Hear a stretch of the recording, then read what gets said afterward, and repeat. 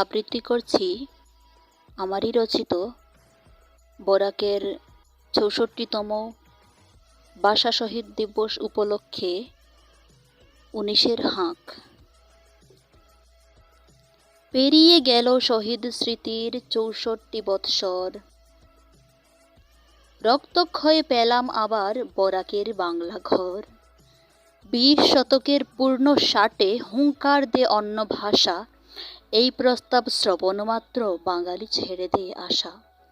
হাল ধরে তারা প্রতিবাদী যারা বাংলা বদলাতে দেব না বলে, দেবনাথ তরণী, কানাইলাল নিয়োগী, শচীন্দ্রচন্দ্র পাল, কমলা সুকোমল হিতেশ করেছিল আপন রক্তে লাল। আন্দোলন সূত্র পাওয়া যাবে ভাই বীরেন্দ্র চণ্ডীর নামে, ত্যাগী সুনীল, কুমুদ সত্যেন্দ্র, যত আছে তামামে। হারিয়ে গেলেও এরা পেল বাঙালিরা সেই আত্মত্যাগের ফলে। কটি বেঁধে অসমিয়া বিরোধী হরতাল আর পিকেটিং, বিদ্রোহ কবলে ১৯ মেতে বন্ধ হয় টিকেটিং।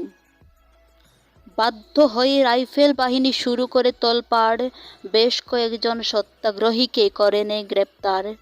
হায় প্রতিবাদী বরাক উপত্যকাবাসী, একাদশ বাংলা রক্ষাকারী।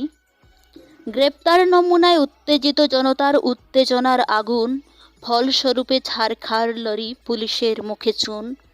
চুনকালিতে সাদা কালো মুখী পুলিশ করে গুলি, গুলিবর্ষণে ১১ শহীদের উড়িয়ে দিল খুলি। সপ্তদশ উষার ১৯-তে তোরা করাতে পেরেছিস কার্যকরী।